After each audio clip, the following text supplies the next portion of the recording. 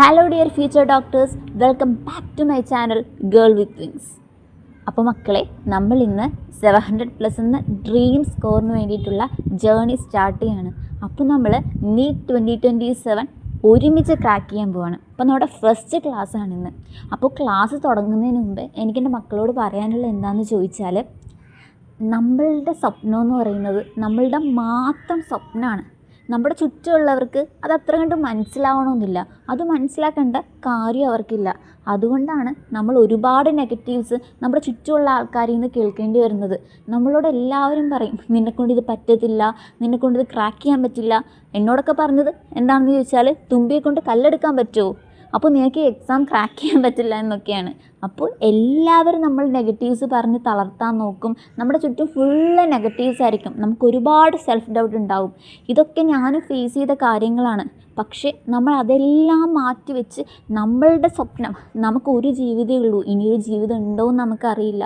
അപ്പോൾ നമ്മളുടെ ആഗ്രഹം എന്താണോ അതിന് വേണ്ടിയിട്ട് നമ്മൾ എത്ര സമയം എടുക്കുന്നു എന്നുള്ളതല്ല, ചിലപ്പോൾ അത് അച്ചീവ് ചെയ്യാൻ വേണ്ടി നമുക്ക് കുറച്ച് സമയം എടുക്കേണ്ടി വന്നേക്കാം. പക്ഷേ എത്ര സമയം എടുത്താലും നമ്മൾ അവിടെ എത്തുന്നു എന്നുള്ളതിലാണ് കാര്യം, അല്ലേ? നമ്മൾ നമ്മുടെ ഡ്രീമിലോട്ട് എത്തുക എന്നുള്ളതാണ് കാര്യം. സോ നമ്മളെല്ലാവരും ഡോക്ടർ ആവണമെന്ന് അത്രയും ആഗ്രഹിക്കുന്ന പിള്ളേരാണ്. നിങ്ങളുടെ ആഗ്രഹവും സ്വപ്നവും ഒക്കെ എനിക്ക് മനസ്സിലാവും. കാരണം ഞാൻ നിങ്ങളെപ്പോലെ തന്നെ ഒരുപാട് സ്ട്രഗിളിലൂടെ കടന്നു പോകുന്നൊരു കുട്ടിയാണ്. അപ്പോൾ എന്താ പറയുക, നമുക്ക് ഒരുമിച്ച് എന്ത് ചെയ്യാം, നീറ്റ് പ്രിപ്പറേഷൻ സ്റ്റാർട്ട് ചെയ്യാം. നമ്മളിന്ന് ബയോളജിക്കൽ ക്ലാസിഫിക്കേഷൻ എന്ന ഫസ്റ്റ് ചാപ്റ്ററാണ് തുടങ്ങാൻ പോകുന്നത്. അപ്പോൾ എൻ്റെ മക്കളെല്ലാവരും ഒരു ബുക്കും പേനയും എടുത്ത് വെക്കുക. എന്നിട്ട് ഞാൻ പറയുന്ന ഇമ്പോർട്ടൻ്റ് ആയിട്ടുള്ള പോയിൻറ്റ്സ് എല്ലാം മാർക്ക് ചെയ്ത് വെക്കുക. ഇതിൻ്റെ അപ്പുറം NDAക്ക് ഒരു ക്വസ്റ്റ്യൻ ചോദിക്കാൻ പറ്റരുത്, നമ്മളുടെ ക്ലാസ്സിൻ്റെ അപ്പുറം. അങ്ങനെ നമ്മൾ NCERTയുടെ ഓരോ ലൈനും അരച്ച് കലക്കി കുടിച്ചാണ് പഠിക്കാൻ പോകുന്നത്.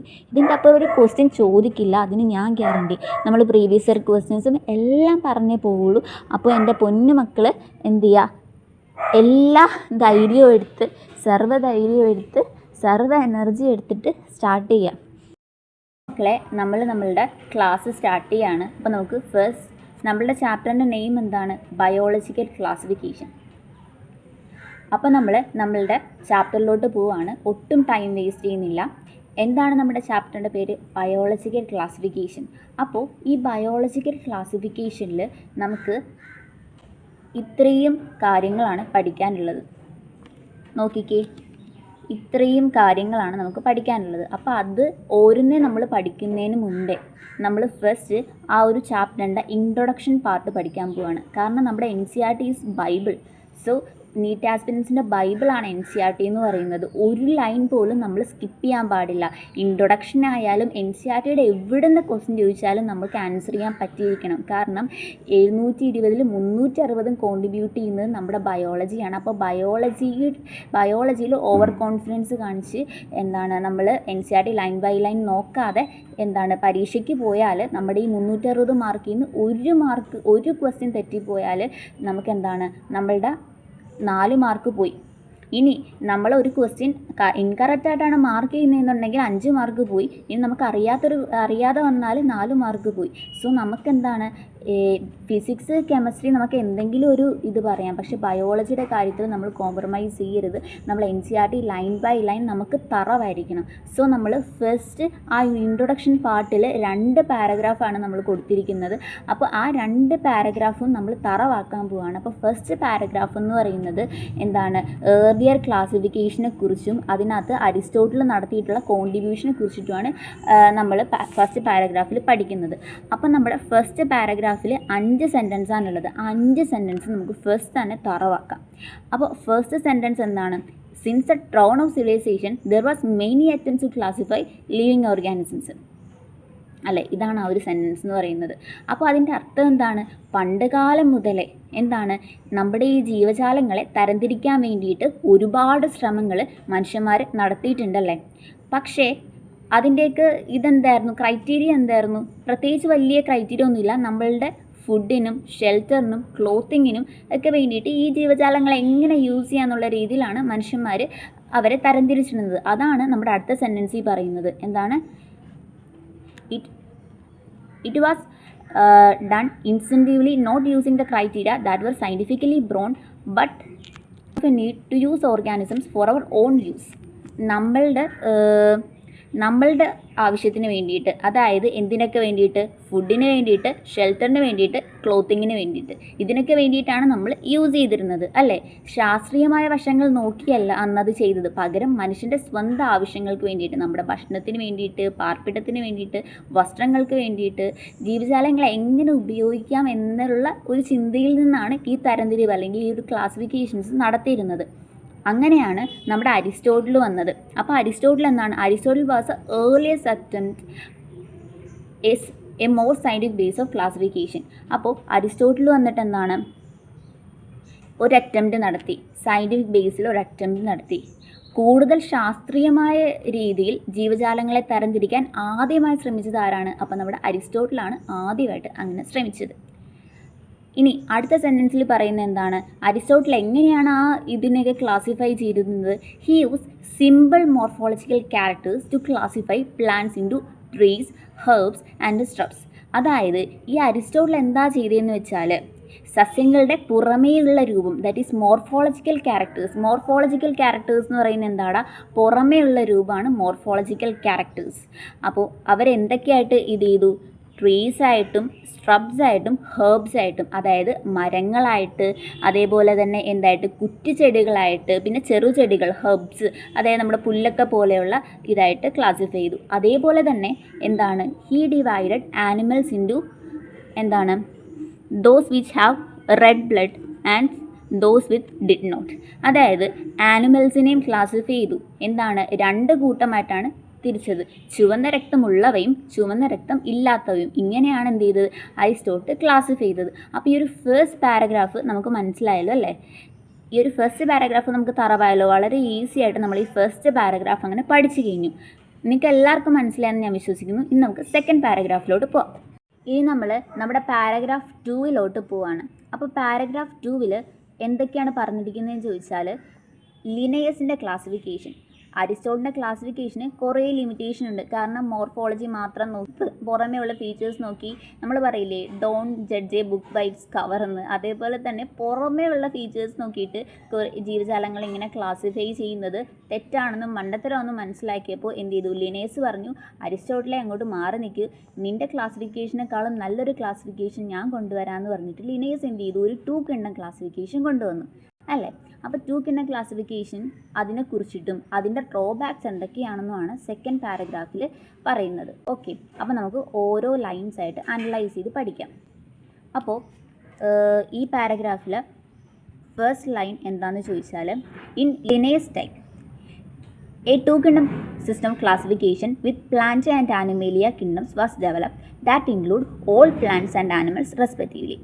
ഇതിൻ്റെ അർത്ഥം എന്താണെന്ന് വെച്ചാൽ, ലിനേയസിൻ്റെ കാലത്ത് 2 കിണ്ണം ക്ലാസിഫിക്കേഷൻ വന്നു. അപ്പം ഈ ഒരു ക്ലാസിഫിക്കേഷൻ എന്ന് പറയുന്നത് സസ്യങ്ങളെ മുഴുവൻ എന്ത് ചെയ്തു, പ്ലാന്റ് എന്ന് പറയുന്ന കിണ്ടത്തിലും, അതുപോലെ തന്നെ മൃഗങ്ങളെ മുഴുവൻ എന്ത് ചെയ്തു, ആനിമേലി എന്ന കിണ്ടത്തിലും ആക്കി. അതാണ് ഈ ഒരു ഫസ്റ്റ് സെൻറ്റൻസിൽ പറയുന്നത് അല്ലേ. In Linnaeus time a 2 kingdom classification with plants and animalia kingdoms was developed that include all plants and animals respectively. അപ്പം ഇതിൻ്റെ ഡ്രോബാക്സ് എന്തൊക്കെയായിരുന്നു, ഇത് ഇവിടെ പറയുന്നുണ്ട്. This system did not distinguish between eukaryotes and prokaryotes, അതേപോലെ unicellular and multicellular organisms, അതുപോലെ തന്നെ photosynthetic green algae and non photosynthetic fungus organisms. എന്ന് വെച്ചാൽ പക്ഷേ ഈ രീതിക്ക് ചില എന്താണ് കുറവുകൾ ഉണ്ടായിരുന്നു. ഇത് യുക്കാരിയോട്സിനെയും പ്രൊക്കാരിയോട്സിനെയും തമ്മിലോ അല്ലെങ്കിൽ യൂണിസെല്ലുലാർ, അതായത് ഏകകോശ ജീവികൾ, അതുപോലെ തന്നെ ബഹുകോശ ജീവികളിലെ മൾട്ടി സെല്ലുലാർ, അപ്പം അവരെ ഒന്നും വേർതിരിച്ചില്ല. അതുപോലെ തന്നെ നമ്മുടെ ഫോട്ടോസിന്തസിസ് നടത്തുന്ന ആൾക്കാരില്ലേ, പ്രകാശ സംശ്ലേഷണം നടത്തുന്ന ആൾക്കാർ, അതേപോലെ തന്നെ അത് നടത്താത്ത ആൾക്കാർ, അവരെ ഒന്നും എന്തില്ല. അത് നടത്താത്ത ആരാണ്, ഫംഗസ് ആണല്ലേ, ഫംഗസ് എന്ന പൂപ്പലുകൾ. അപ്പോൾ അവരെന്താണ്, ഇതൊന്നും നടത്തത്തില്ല. അപ്പോൾ അവരെ ഒന്നും വേർതിരിച്ചില്ല. ഈ ഫോട്ടോസിന്തസിൻ്റെ മലയാളം ഞാൻ പറയുമ്പോൾ ചിലപ്പോൾ തെറ്റിപ്പോവും. അത് നിങ്ങൾക്ക് എൻ്റെ നാക്ക് തിരിയാത്തതുകൊണ്ടാണ്. നിങ്ങൾക്ക് നല്ലോണം പറയാനറിയാമെങ്കിൽ അതാണ് അതിൻ്റെ മലയാളം മീനിങ്. സോറി കേട്ടോ.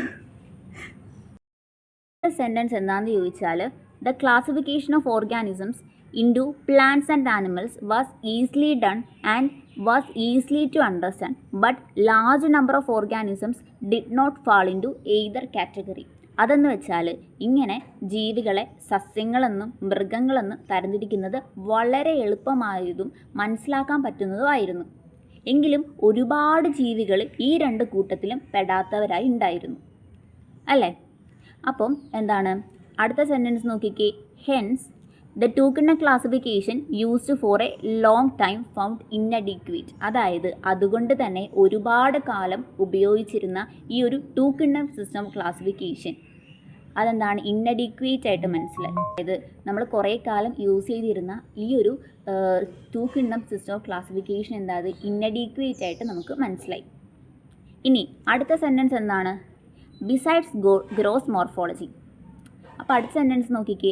Besides gross morphology a need was also felt for including other characters like cell structure, nature of wall, mode of nutrition, habitat, methods of reproduction, evolutionary relationship et cetera. അതായത് പുറമേയുള്ള രൂപം, അതായത് മോർഫോളജി മാത്രം നോക്കിയാൽ പോരാ, പിന്നെ എന്തൊക്കെ നോക്കണം? സെൽ സ്ട്രക്ചർ നോക്കണം അല്ലേ, കോശത്തിൻ്റെ ഘടന നോക്കണം. അതേപോലെ തന്നെ കോശഭിത്തിയുടെ പ്രത്യേകത നോക്കണം, ദാറ്റ് ഈസ് നേച്ചർ ഓഫ് വാൾ. ഇനി അടുത്ത നോക്കേണ്ട എന്താണ്? മോഡ് ഓഫ് ന്യൂട്രീഷൻ, അതായത് അവരെങ്ങനെയാണ് ഫുഡ് എടുക്കുന്നത് അത് നോക്കണം. പിന്നെ അവർ ജീവിക്കുന്ന സാഹചര്യം, ഹാബിറ്റാറ്റ് നോക്കണം. അതുപോലെ തന്നെ എന്ത് നോക്കണം? മെത്തേഡ്സ് ഓഫ് റീപ്രൊഡക്ഷൻ, അതായത് പരിണാമപരമായ ബന്ധങ്ങൾ നോക്കണം. തുടങ്ങിയ കാര്യങ്ങൾ ഈ ഒരു ക്ലാസിഫിക്കേഷനിൽ ഉൾപ്പെടുത്തണമെന്ന് എന്താണ് എല്ലാവർക്കും മനസ്സിലായി. അപ്പോൾ എന്താണ് ഞാൻ അടുത്ത സെൻറ്റൻസ് നോക്കിക്കേ. Classification systems for living organisms have hence undergo several changes over time, though the plant and animal kingdom have been constant under different systems. അതായത് ഇതിനാൽ കാലക്രമേണ ഈ ജീവജാലങ്ങളുടെ ഈ ഒരു ക്ലാസിഫിക്കേഷൻ രീതികളിൽ ഒരുപാട് മാറ്റങ്ങൾ വന്നുകൊണ്ടിരുന്നു. പക്ഷേ എന്താണ് എല്ലാ പുതിയ ഈ ഒരു ക്ലാസിഫിക്കേഷൻ സിസ്റ്റത്തിലും എന്താണ് നമ്മുടെ പ്ലാന്റ് കിങ്ഡവും ആനിമേലിയ കിങ്ഡവും സ്ഥിരമായിട്ട് നിന്നിരുന്നു. പക്ഷേ അവയിൽ എന്തൊക്കെ ജീവികൾ ഉൾപ്പെടുത്തണം എന്ന കാര്യത്തിൽ മാത്രമാണ് അവിടെ മാറ്റങ്ങൾ വന്നുകൊണ്ടിരുന്നത്. പിന്നെ മറ്റ് കിണ്ഡങ്ങൾ എണ്ണം കൂടി. അതേപോലെ തന്നെ ഓരോരോ ഇപ്പോൾ മൊനേറ, പ്രോട്ടിസ്റ്റ, ഫംഗെ, പ്ലാന്റ്, ആനിമേലിയ അങ്ങനെയുള്ള കിണ്ഡങ്ങളൊക്കെ വന്നു. പക്ഷേ എന്താണ് പ്ലാന്റ് കിണ്ഡവും ആനിമേലിയ കിണ്ഡവും എന്ന് പറയുന്നത് എല്ലാ സിസ്റ്റത്തിലും എന്താണ് കോൺസ്റ്റൻ്റ് ആയിട്ട് നിലനിന്നു. അതാണ് ഈ ഒരു പാരഗ്രാഫിൽ പറയുന്നത്. അപ്പോൾ നമ്മൾ ഫസ്റ്റ് പേജ്, ആ ഇൻട്രൊഡക്ഷൻ പേജ് നല്ല തറവായിട്ട് പഠിച്ച് കഴിഞ്ഞ് ഇതിലൊരു സംശയമില്ലെന്ന് വിശ്വസിക്കുന്നു. അപ്പോൾ നമുക്ക് നെക്സ്റ്റ് പേജിലോട്ട് പോകാം. അപ്പം നമ്മൾ നമ്മുടെ ഫസ്റ്റ് പേജ് കംപ്ലീറ്റ് ആക്കി. ഇനി നമുക്ക് സെക്കൻഡ് പേജിലോട്ട് പോകാം. സെക്കൻഡ് പേജിൽ നമ്മൾ നോക്കുമ്പോൾ ഫസ്റ്റ് തന്നെ ഒരു ടേബിളാണ് കാണുന്നത്. നമുക്ക് ഈ ടേബിൾ പഠിക്കാം. അതിനു മുമ്പേ ഈ ടേബിളിന് താഴെയുള്ള ഒരു പാരഗ്രാഫ് പഠിക്കാം, എന്നിട്ട് നമുക്ക് ഈ ടേബിൾ പഠിക്കാം. ഓക്കെ, അപ്പോൾ ആ പാരഗ്രാഫ് ഇതാണ്. ഈ ഒരു 5 കിണ്ണ സിസ്റ്റം ഓഫ് ക്ലാസിഫിക്കേഷൻ കൊണ്ടുവന്നത് ആരാണെന്ന് ചോദിച്ചാൽ R.H. വിറ്റക്കർ ആണ് എന്ത് ചെയ്ത് 5 കിണ്ണ സിസ്റ്റം ഓഫ് ക്ലാസിഫിക്കേഷൻ കൊണ്ടുവന്നത്. ഈ ഒരു ക്ലാസിഫിക്കേഷൻ കൊണ്ടുവന്ന ആ ഒരു ഇയർ നമ്മൾ പഠിച്ചിരിക്കണം, കാരണം അത് ഇമ്പോർട്ടൻ്റ് ആണ്.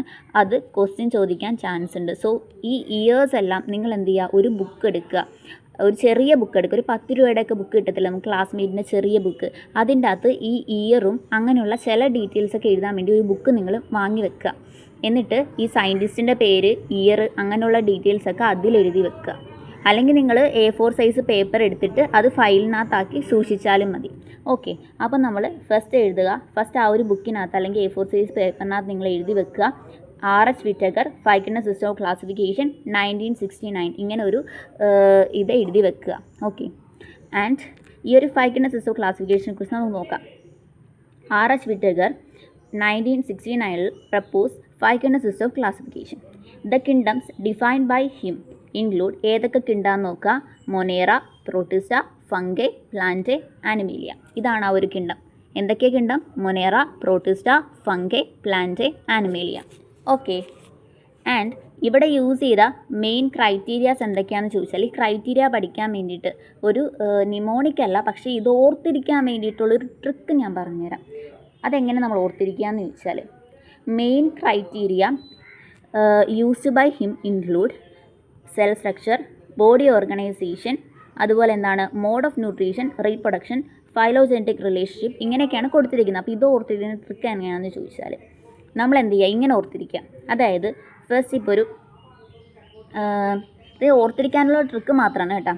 അപ്പോൾ ഫസ്റ്റ് ഇപ്പോൾ ഒരു സെൽ ഉണ്ടാവുന്നു, ആ സെല്ലിന് എന്തുണ്ടാവും, ഒരു സ്ട്രക്ചർ ഉണ്ടാവും അല്ലേ, സ്ട്രക്ചർ. അപ്പോൾ ഫസ്റ്റ് ക്രൈറ്റീരിയ എന്താണ്, സെൽ സ്ട്രക്ചർ.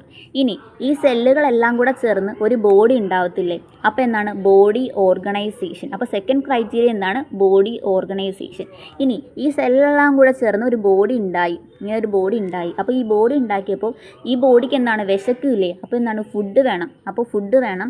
അപ്പോൾ ഫുഡിന് എന്താണ്, മോഡ് ഓഫ് ന്യൂട്രീഷൻ. അപ്പോൾ എന്താണ്, മൂന്നാമത്തെ ക്രൈറ്റീരിയ ആയിട്ടുള്ള മോഡ് ഓഫ് ന്യൂട്രീഷൻ.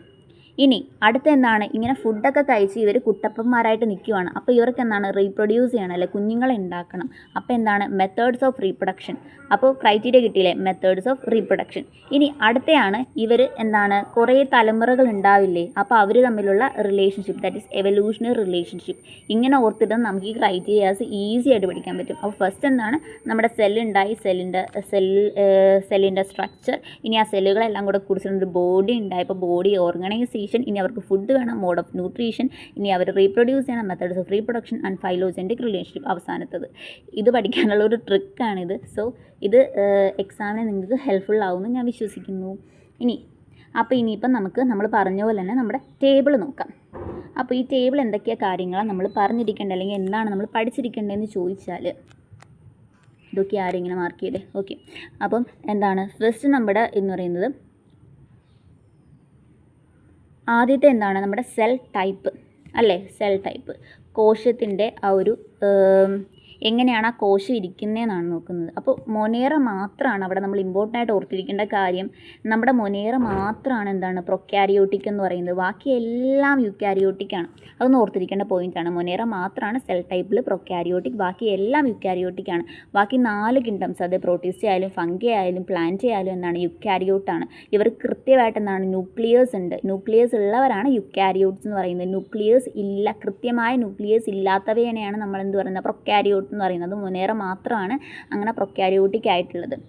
ഇനി അടുത്തതെന്ന് പറയുന്നത് കോശത്തിൻ്റെ ഭിത്തിയാണ്. കോശത്തിൻ്റെ ഭിത്തി, അതായത് സെൽവാളാണ്, സെൽവാൾ. അപ്പോൾ സെൽവാളിൻ്റെ കാര്യത്തിൽ മൊനേറ എന്ന് പറയുന്നത് സെല്ലുലോസ് ഇല്ലാത്തതാണ്. അതായത് അതിനാണ് നമ്മൾ എന്ത് പറയുന്നത്, നോൺ സെല്ലുലോസിക് എന്ന് പറയുന്നത്. പോളിസാക്രൈഡ് പ്ലസ് അമിനോ ആസിഡ്, അതായത് പോളിസാക്രൈഡും അമിനോ ആസിഡും ചേർന്നതാണ്. ഇപ്പം നമ്മൾ നാപ്പ് എന്ന് പഠിച്ചു വെക്കാം കേട്ടോ. ഇതിനൊരു ട്രിക്കാണ് നാപ്പ്. നാപ്പ് എന്ന് വെച്ചാൽ എന്താണ്, non cellulosic polysaccharide plus amino acid. അതാണ് നമ്മുടെ നാപ്പ് എന്ന് ഓർത്തിരുന്നാൽ മതി മൊനേറയുടെ കാര്യത്തിൽ. ഇനി അടുത്തതെന്ന് പറയുന്നത് നമ്മുടെ പ്രോട്ടിസ്റ്റ എന്ന് പറയുന്ന ചെലറി മാത്രമാണ് ഉള്ളത്. ചെലറി മാത്രം എന്തുണ്ട്, സെൽവാളുണ്ട്. സെൽവാളില്ല. ഇനി നമുക്ക് ഫംഗസിൻ്റെ പ്രത്യേകത എന്താണ്, ഉണ്ട്, പക്ഷേ അത് കൈറ്റിൻ കൊണ്ട് ഉണ്ടാക്കിയതാണ്. നീറ്റിന് വളരെ ഇമ്പോർട്ടൻ്റ് ആയിട്ടുള്ളൊരു പോയിൻ്റാണ്. കൈറ്റിൻ വെച്ചിട്ടാണ് ഫംഗസിൻ്റെ സെൽവാൾ ഉണ്ടാക്കിയിരിക്കുന്നത് എന്നുള്ളത് പലവട്ടം പ്രീവിയസ് ഇയർ ക്വസ്റ്റ്യൻ ആയിട്ട് ചോദിച്ചിട്ടുണ്ട്. ഇനി അടുത്തത് പ്ലാന്റയുടെ എന്ന് പറയുന്നത് നമുക്കറിയാവുന്ന കാര്യമാണ്, സെല്ലോസ് വെച്ചിട്ടാണ് ഉണ്ടാക്കിയിരിക്കുന്നത്. ഇനി ആനിമേലിയ, ഇത് ഇമ്പോർട്ടൻ്റ് ആയിട്ടുള്ള പോയിൻ്റാണ്. ആനിമേലിയയ്ക്ക് എന്തില്ല, കോശഭിത്തി ഇല്ല. ഓക്കെ, എന്താണ്, ഇത് ഇമ്പോർട്ടൻ്റ് ആണ്, കൈറ്റിൻ. ഇത് രണ്ടുമാണ് ഈ ഒരു സെക്കൻഡ് ഇതിൽ ഇമ്പോർട്ടൻ്റ് ആയിട്ടുള്ളത്. ഇനി അടുത്തതെന്ന് പറയുന്നത് ന്യൂക്ലിയർ മെമ്പറൈൻ വെച്ചാൽ ന്യൂക്ലിയർ ആ ഒരു ഭിത്തി. അതെന്ന് പറയുന്നത് മൊനേറയിൽ ആബ്സെൻ്റ് ആണ്, ബാക്കി എല്ലാത്തിലും പ്രസൻ്റ് ആണ്. ഓക്കെ, അതൊന്ന് ഇമ്പോർട്ടൻ്റ് ആയിട്ട് നോക്കണം. ഇത് ഡിഫറെൻ്റ് ആയിട്ടുള്ള കാര്യമൊക്കെ നോക്കണം കേട്ടോ. പ്രൊക്യാരിയോട്ട്സ് ഇവരെല്ലാവരും യുക്യാരിയോട്ടാണ്. അതുപോലെ ന്യൂക്ലിയർ മെമ്പറൈൻ ഇല്ലാത്തത് മൊനേറയ്ക്ക് മാത്രമാണ്, ബാക്കി എല്ലാവർക്കും ന്യൂക്ലിയർ മെമ്പറൈൻ ഉണ്ട്. മൊനേറയ്ക്ക് ന്യൂക്ലിയസ് ഇല്ല, പിന്നെ എങ്ങനെ ന്യൂക്ലിയർ മെമ്പറൈൻ ഉണ്ടാവുന്നത്, സിമ്പിൾ ലോജിക്കാണ്. ഓക്കെ, ഇനി അടുത്തയാണ് ബോഡി ഓർഗനൈസേഷൻ. അതായത് എന്താണ് ബോഡി ഓർഗനൈസേഷൻ എന്ന് പറയുന്നത്, ശരീരത്തിൻ്റെ ഘടന. അതെന്ന് പറയുന്നത് മൊനേറയിലും പ്രോട്ടിസ്റ്റയിലുമാണ് ഏകകോശ ജീവികളായതുകൊണ്ട് അവർക്ക് എന്താണ്, ശരീരഘടന എന്ന് പറയുന്നത് കോശതലത്തിൽ മാത്രമാണ്. അതായത് അവർക്ക് സെല്ലുലാറായിട്ട് മാത്രമാണ് എന്താണ്, ഇവർ രണ്ടുപേരും മൊനേറ ആയാലും പ്രോട്ടിസ്റ്റ ആയാലും. പക്ഷേ നമ്മുടെ ഫംഗസ് വരുമ്പോൾ അവരെന്താണ്, മൾട്ടി സെല്ലുലാറാണല്ലേ. അതുകൊണ്ട് മൾട്ടി സെല്ലുലാർ ആയതുകൊണ്ട് ലൂസ് ടിഷ്യൂ മൾട്ടി സെല്ലുലാർ അല്ലെങ്കിൽ ലൂസ് ടിഷ്യൂ, അങ്ങനെ ഒരു ഓർഗനൈസ് ചെയ്യുക. അവർ ടിഷ്യൂ ആയതുകൊണ്ട് തന്നെ എന്താണ്, അവർ മൾട്ടി സെല്ലുലാർ ലൂസ് ടിഷ്യൂ ആണ്. ഓക്കെ, ഇനി അടുത്തതെന്ന് പറഞ്ഞാൽ പ്ലാന്റേ നോക്കുകയാണെങ്കിൽ കോശങ്ങൾ ചേർന്ന് ടിഷ്യൂസ് ഉണ്ടാവും അല്ലേ. ഇനി അവയും ചേർന്നിട്ട് ടിഷ്യൂസും ചേർന്നിട്ട് എന്ത് ഉണ്ടാവും, ഓർഗൻ ഉണ്ടാവും. അപ്പോൾ ടിഷ്യൂ ഓർഗൻ. ഇനി ആനിമേലിയ ആണെങ്കിൽ വ്യത്യസ്തമായ ടിഷ്യൂസ് കൂടി ചേർന്നിട്ട് ഓർഗൻ ഉണ്ടാവും. പിന്നെ ഓർഗൻസ് കൂടി ചേർന്നിട്ട് ഓർഗൻ സിസ്റ്റം ഉണ്ടാവും. അങ്ങനെ ഉള്ളത് എന്താണ്, ആനിമേലിയയിലാണ്. അപ്പോൾ ആദ്യത്തെ രണ്ടെണ്ണം സെല്ലുലാറും, ഇനി ഫംഗസ് വരുമ്പോൾ മൾട്ടി സെല്ലുലാർ ലൂസ് ടിഷ്യൂസ്. ഇനി പ്ലാന്റ് വരുമ്പോഴേക്കും ടിഷ്യൂ ഓർഗൻ, ആനിമൽ വരുമ്പോൾ ടിഷ്യൂ ഓർഗൻ സിസ്റ്റം. ഓക്കെ, ഇനി മോഡ് ഓഫ് ന്യൂട്രീഷൻ നോക്കുവാണെങ്കിൽ മൊനേറയുടെ കാര്യം നോക്കുവാണെങ്കിൽ ഓട്ടോട്രോപ്പിക്, കീമോസിന്തറ്റിക് ആൻഡ് ഫോട്ടോസിന്തറ്റിക്, അതുപോലെ ഹെട്രോട്രോപ്പിക്, സാപ്രോഫിറ്റിക് ആൻഡ് പാരാസിറ്റിക്. അതായത് ഏറ്റവും കൂടുതൽ ന്യൂട്രീഷണൽ ഡൈവേഴ്സിറ്റി കാണിക്കുന്നത് ആരാണെന്ന് ചോദിച്ചാൽ മൊനേറയാണ്. മൊനേറ എന്താണ്, സ്വന്തമായിട്ട് ഭക്ഷണം ഉണ്ടാക്കുന്നത്, അതാണ് ഓട്ടോട്രോപ്പിക് എന്ന് പറയുന്നത്. അത് തന്നെ കീമോസിന്തറ്റിക് ഓട്ടോട്രോപ്പിക് ഉണ്ട്, അതായത് കെമിക്കൽ വെച്ചിട്ട് ഉണ്ടാക്കുന്ന, ഫോട്ടോസിന്തറ്റിക് ലൈറ്റ് വെച്ചിട്ട് ഉണ്ടാക്കുന്ന ആൾക്കാരുണ്ട്. അതേപോലെ തന്നെ ഹെറ്റോട്രോപ്പിക് എന്ന് പറയുമ്പോൾ എന്താണ്, മറ്റുള്ളവരെ ഡിപ്പെൻഡ് ചെയ്യുന്ന ആൾക്കാർ. സാപ്രോഫിറ്റിക് എന്ന് പറയുമ്പോൾ ഈ ചത്തഴുകിയ സാധനങ്ങൾ. അത് പാരാസിറ്റിക് എന്ന് പറയുമ്പോൾ നമ്മൾ എന്താണ്, പാരസൈറ്റ് പോലെ തന്നെ മറ്റൊരാളെ ഊറ്റി ജീവിക്കുക എന്ന് പറയും, ദാറ്റ് ഈസ് പാരാസിറ്റിക്. ഇനി അടുത്തതെന്ന് പറയുന്നൊരു പ്രോട്ടിസ്റ്റയാണ്. പ്രോട്ടിസ്റ്റയുടെ കാര്യം വെച്ചാൽ അവർ ഓട്ടോട്രോപ്പിക്കാണ്, ദാറ്റ് ഈസ് ഫോട്ടോസിന്തറ്റിക്കും അതേപോലെ തന്നെ ഹെറ്റോട്രോപ്പിക്കും ആണെന്ന് പറയുന്നുണ്ട്. ഇനി ഫംഗസ് നോക്കുകയാണെങ്കിൽ അവർ ഹെറ്റോട്രോപ്പിക്കാണ്, ദാറ്റ് ഈസ് സാപ്രോഫിറ്റിക് അല്ലെങ്കിൽ പാരാസിറ്റിക് ആണ്. അതുപോലെ തന്നെ നമ്മൾ പ്ലാന്റ് നോക്കുകയാണെങ്കിൽ എന്താണ്, ഓട്ടോട്രോപ്പിക്കാണ്, ഫോട്ടോസിന്തറ്റിക് ആണ്. ഇനി ആനിമലെ നോക്കുകയാണെങ്കിലോ ഹെറ്റോട്രോപ്പിക്, ഹോളോസോയിക് ആൻഡ് സാപ്രോഫിറ്റിക്. അപ്പോൾ നിങ്ങൾക്ക് ആ ഒരു ടേബിൾ ക്ലിയർ ആയെന്ന് വിശ്വസിക്കുന്നു. ഇനി നമുക്ക് അടുത്ത അതിൻ്റെ താഴത്തുള്ള പാരഗ്രാഫ്സിലോട്ട് പോകാം. അപ്പോൾ ആ ഒരു പാരഗ്രാഫ്സിൽ എന്താ പറയുന്നതെന്ന് ചോദിച്ചാൽ, the 3 domain system was also have proposed that divides Monera into 2 kingdoms, that is leaving the remaining eukaryotic kingdom in the 3rd domain, thereby 6 kingdom classification. അതായത് ഇതിന് ശേഷം നമുക്ക് എന്താണ് 3 domain എന്ന് പറയുന്നൊരു സിസ്റ്റം എന്താണ് നിർദ്ദേശിക്കപ്പെട്ടിരുന്നു. അതെന്ന് പറയുന്ന കാൾ വൂസാണ് ഇത് കൊണ്ടുവന്നത്. അതെന്ന് പറയുന്നത് മൊനേറയെ 2 ഡൊമെയിനുകളാക്കി തിരിച്ചു. അതായത് ഡൊമെയിൻ ആർക്കിയും ഡൊമെയിൻ യൂബാക്ടീരിയയും അങ്ങനെ തിരിച്ചു. ബാക്കി എല്ലാവരെയും യുക്കാരിയോട്ടിക് കിങ്ഡം എന്ന് മൂന്നാമത്തെ ആ ഒരു കിങ്ഡം വന്നു. അങ്ങനെ എന്താണ് 6 കിങ്ഡം ക്ലാസിഫിക്കേഷൻ വന്നു. ആ ഒരു 6 കിങ്ഡം ക്ലാസിഫിക്കേഷനെ കുറിച്ച് പറയുന്ന ആ ഒരു പോയിൻ്റാണ് ഇതെന്ന് പറയുന്നത്. ഓക്കെ, ഇനി നമുക്ക് അതിൻ്റെ അടുത്തുള്ളൊരു സ്ഥലത്തോട്ട് പോകാം. അപ്പോൾ അടുത്ത പാരഗ്രാഫിൽ പറയുന്നത് എന്താണെന്ന് ചോദിച്ചാൽ, let us look at 5 kingdom classification to understand the issues and consideration that influence the classification system. Earlier classification system included bacteria, blue-green algae, fungus, mosses, ferns, gymnosperms, angiosperms, and plants. The characters unified the whole kingdom was that all organisms included had a cell wall in their cells. These placed together groups which widely differ in other characters. അപ്പോൾ എന്താണ് ഇതിൽ പറയുന്നത് എന്താണെന്ന് ചോദിച്ചാൽ, ഈ 5 kingdom classification അതിന് മുമ്പേ ഉണ്ടായിരുന്ന ക്ലാസിഫിക്കേഷനിൽ ഉള്ള പ്രശ്നങ്ങൾ, എന്തുകൊണ്ടാണ് ഈ ഒരു 5 കിങ്ഡം സിസ്റ്റം ക്ലാസിഫിക്കേഷൻ നിർദ്ദേശിക്കപ്പെട്ടതെന്നും അങ്ങനെ അതിന് മുമ്പേ ഉണ്ടായിരുന്ന ക്ലാസിഫിക്കേഷനിൽ എന്തൊക്കെ പോരായ്മകളാണോ ഉണ്ടായിരുന്നതെന്നാണ് ഈ ഒരു പാരഗ്രാഫിൽ പറയുന്നത്.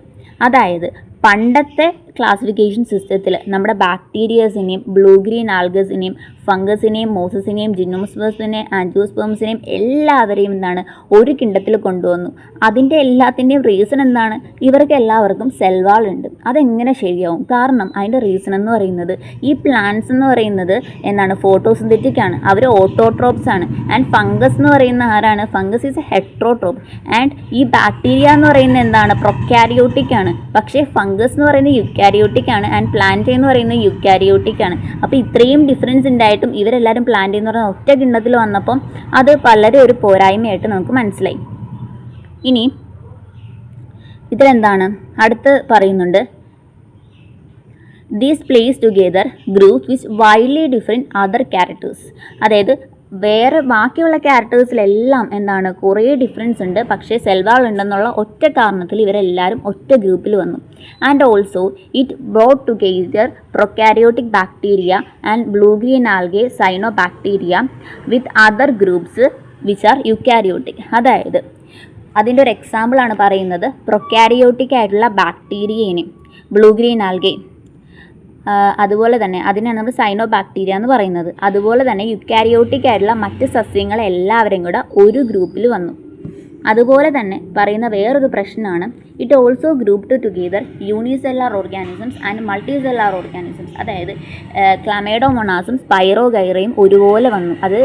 അതായത് ഏകകോശ ജീവികളായിരുന്നു ഈ ക്ലമൈഡോമോണാസ് എന്ന് പറയുന്നത്. അതിനെ സ്പൈറോഗൈറ എന്ന ബഹുകോശ ജീവികൾ അല്ലെങ്കിൽ മൾട്ടി സെല്ലുലർ ആയിട്ടുള്ള ഇതിൻ്റെ കൂടെ കൊണ്ടുവന്ന് വെച്ചു. ഇനി അടുത്ത സെൻറ്റൻസ് ആയിട്ട് പറയുന്നത് എന്താണ്? The classification did not differentiate between heterotrophic group fungus and autotrophic green plants though they showed a character different in their cell wall composition. അതായത് നമുക്കറിയാവുന്ന കാര്യമാണ്, ഫംഗസ് എന്ന് പറയുന്നത് എന്താണ്? അവർ ഹെറ്റോട്രോപിക് ആണ് ആൻഡ് അവരുടെ സെൽവാൾ നിർമ്മിച്ചിരിക്കുന്നത് എന്ത് വെച്ചിട്ടാണ്? കൈറ്റിൻ വെച്ചിട്ടാണ്. പക്ഷേ എന്താണ് നമ്മുടെ മൊനേറ എന്ന് പറയുന്നത് എന്താണ്? മൊനേറ എന്ന് പറയുന്നത് അവരുടെ സെൽവാൾ എന്ന് പറയുന്നത് എന്താണ്? നോൺ സെല്ലോസി പോളിസാക്കറിഡ് പ്ലസ് അമിനോ ആസിഡ് ആണ്. അവരുടെ ന്യൂട്രീഷൻ എന്ന് പറയുന്നത് എന്താണ്? രണ്ടും ഉണ്ടല്ലേ, ന്യൂട്രീഷൻ ഡൈവേഴ്സിറ്റി കാണിക്കുന്ന ആൾക്കാരാണ്. പക്ഷേ പ്ലാന്റ് എന്താണ്? പ്ലാന്റ് എന്ന് വെച്ചാൽ സെല്ലോസിക് സെൽവാളാണ് ആൻഡ് അവരെന്ന് പറയുന്നത് ഫുള്ളി ഓട്ടോട്രോപ്പിക് ആണ്. അപ്പോൾ ഇത്രയും ഡിഫറൻസ് ആണ് ഇവരുടെ സെൽവാൾ ഘടനയിലേക്ക് ഉള്ളത്. പക്ഷേ ഇവരെല്ലാവരും പ്ലാന്റ് എന്ന് പറയുന്ന ഒറ്റ കിണ്ണത്തിൽ വരുമ്പോൾ എങ്ങനെയാണ് ശരിയാവുക? അത് തന്നെയാണ് അടുത്ത ആ ഒരു സെൻറ്റൻസിലൊക്കെ പറയുന്നത്. അടുത്ത പേജിലോട്ട് നമുക്ക് പോകും. പേജിൽ എന്താ പറയുന്നതെന്ന് ചോദിച്ചാൽ, in their walls while the green plants have a cellulosic cell wall. ഇത് മറ്റേ അപ്പുറത്തെ പാരഗ്രാഫിൻ്റെ ബാക്കിയുള്ള ലൈനാണ്. അതിൻ്റെ ഇതെന്ന് പറയുന്നത് നമ്മൾ നേരത്തെ പറഞ്ഞായിരുന്നു, ഫംഗസിന് കൈറ്റിൻ വെച്ചുള്ള സെൽവാളാണ്. പക്ഷേ നമ്മുടെ ഗ്രീൻ പ്ലാന്റ്സിന് എന്താണ്? സെല്ലോസ് വെച്ചിട്ടുള്ള സെൽവാളാണ് ഉള്ളത്. ഇനി അടുത്ത സെൻറ്റൻസ് നോക്കുകയാണെങ്കിൽ എന്താണ്? When such characters were considered the fungus were place in separate Kinnam, that is Kinnam fungi. അതായത് ഈ ക്യാരക്ടേഴ്സ് എല്ലാം കൺസിഡർ ചെയ്തപ്പോൾ എന്താണ്? കിണ്ണ ഫംഗസിനെ ഒരു പ്രത്യേക കിണ്ണത്തിലോട്ട് മാറ്റണമെന്നുള്ളതിൻ്റെ ആവശ്യകത നമുക്ക് വന്നു അല്ലേ? അതേപോലെ തന്നെ എന്താണ് അടുത്ത സെൻറ്റൻസ് നോക്കുകയാണെങ്കിൽ എന്താണ് അടുത്ത സെൻറ്റൻസ് ഈ പറയുന്നത്? All prokaryotic organisms were grouped under kingdom Monera and unicellular eukaryotic organisms were placed under kingdom Protista. അതായത് പ്രൊക്കാരിയോട്ടിക് ആയുള്ള എല്ലാ ജീവികളെയും എന്ത് ചെയ്തു? കിങ്ഡം മൊനേറയിൽ കൊണ്ടുവന്നു. അതേപോലെ തന്നെ ഏകകോശ ജീവികളായിട്ടുള്ള യുക്കാരിയോട്ടുകളെ മുഴുവൻ എന്ത് ചെയ്തു? കിങ്ഡം പ്രോട്ടിസ്റ്റയിൽ കൊണ്ടുവന്നു അല്ലേ? അതെന്ന് പറയുന്നത് നീറ്റിൻ്റെ ഇമ്പോർട്ടൻ്റ് ആയിട്ടുള്ള ഒരു പോയിൻ്റാണ് കേട്ടോ. അപ്പോൾ യൂണിസെല്ലാറായിട്ടുള്ള യുക്കാരിയോട്സ് വന്നത് എവിടെയാണ്? പ്രോട്ടിസ്റ്റയിലാണ്. ആൻഡ് എല്ലാ പ്രൊക്കാരിയോട്സും എവിടെയാണ് ഗ്രൂപ്പ് ചെയ്തത്? മൊനേറയിലാണ്. ഓക്കെ, ഇനി അടുത്തത് ഇത്രേ ഉള്ളൂ. The kingdom protista has brought together chlamydomonas and chlorella early place in algae with plants both having cell wall. അതായത് നമ്മൾ പറഞ്ഞു അങ്ങനെ പുതിയൊരു ക്ലാസിഫിക്കേഷൻ വന്നപ്പോൾ കോശഭിത്തി ഉള്ളതും പണ്ട് പ്ലാന്റ് കിണ്ടത്തിൽ ആൽഗകൾ ഉൾപ്പെടുത്തിയിരുന്നതുമായ നമ്മുടെ ക്ലമൈഡോമോണാസും ക്ലോറല്ലയും കോശഭിത്തി ഇല്ലാത്തതും പണ്ട് ആനിമൽ കിണ്ടത്തിൽ ഉൾപ്പെടുത്തിയിരുന്ന പാരമീസിയവും അമീബയും ഇവയും ഒന്നിച്ച് കിണ്ണ പ്രോട്ടിസ്റ്റയുടെ കീഴിൽ കൊണ്ടുവന്നു എന്നാണ് പറയുന്നത്. അതാണ് ഇവിടെ പറയുന്നത്. Paramecia and amoeba which earlier place in kingdom animal kingdom which lack cell wall. അതാണ് ഇവിടെ പറയുന്നത്. ആൻഡ് ഓൾസോ ഇനി അടുത്ത സെൻറ്റൻസ് നോക്കുകയാണെങ്കിൽ it brought together organisms which in earlier classification place in different kingdoms. അതായത് പഴയ ക്ലാസിഫിക്കേഷനിൽ വ്യത്യസ്ത കിണ്ടത്തിലിരുന്ന ഓർഗാനിസംസിനെ എല്ലാം കൂടെ ഒരൊറ്റ കൊടക്കീഴിൽ കൊണ്ടുവന്നു. And this happened because the criteria for the classification change. അതായത് ഇത് സംഭവിക്കാനുള്ള കാരണം എന്ന് വെച്ചാൽ നമ്മുടെ ക്ലാസിഫിക്കേഷൻ്റെ ആ ഒരു ക്രൈറ്റീരിയ എന്ത് ചെയ്തു? ചേഞ്ച് ചെയ്തു. അതുകൊണ്ടാണ് ഇങ്ങനെ സംഭവിച്ചത്. ആൻഡ് അടുത്ത സെൻറ്റൻസ് പറയുന്നത് എന്താണ്? The kind of changes will take place in future too, depending on the improvement of our understanding of characters and evolutionary relationship. അതായത് ജീവികളുടെ ലക്ഷണത്തെക്കുറിച്ചും അവയുടെ പരിണാമ ബന്ധത്തെക്കുറിച്ചും അതായത് എവല്യൂഷണറി റിലേഷൻഷിപ്പിനെ കുറിച്ചും നമ്മുടെ അറിവ് കൂടുന്നതനുസരിച്ച് നമ്മുടെ ഭാവിയിലും ഇതുപോലെയുള്ള മാറ്റങ്ങൾ വരും എന്നാണ് പറയുന്നത്. ഇനി അടുത്തതെന്ന് പറയുന്നത് over time and attempt has been made to evolve classification system which reflect not only morphological physiological reproductive similarities but also phylogenetic evolutionary relationship എന്നാണ് പറയുന്നത്. അതായത് കാലക്രമേണ വെറും പുറംമോടി ദാറ്റ് ഈസ് മോർഫോളജിക്കലായിട്ടുള്ളതും അതേപോലെ തന്നെ ഫിസിയോളജിക്കൽ അതായത് ശരീരപ്രവർത്തനവും പിന്നെ പ്രത്യുൽപാദന രീതികളും ദാറ്റ് ഈസ് റീപ്രൊഡക്റ്റീവ് മാത്രമല്ല ജീവികളുടെ പരിണാമ ചരിത്രത്തിന് അതായത് ഫൈലോജനറ്റിക് റിലേഷൻഷിപ്പിന് കൂടെ പ്രാധാന്യം കൊടുക്കുന്നതുമായ ഒരു ക്ലാസിഫിക്കേഷൻ സിസ്റ്റംസ് ഇനി വരും എന്നാണ് പറയുന്നത്. നമുക്ക് ബാക്കിയുള്ള മൊനേറയും പ്രോട്ടീസ്റ്റയും ഫംഗിയും പ്ലാന്റേയും ആനിമേലിയുടെയും ഇതൊക്കെ നമുക്ക് അടുത്ത ക്ലാസ്സിൽ പഠിക്കാം. അപ്പോൾ ഇത്രയും നല്ല വൃത്തിയായിട്ട് മനസ്സിലായല്ലോ അല്ലേ? അപ്പോൾ താങ്ക് യു സോ മച്ച്. അപ്പോൾ നമുക്ക് അടുത്ത ക്ലാസ്സിൽ ബാക്കിയുള്ള പോർഷൻസ് പഠിച്ചു തീർക്കാം. Okay bye.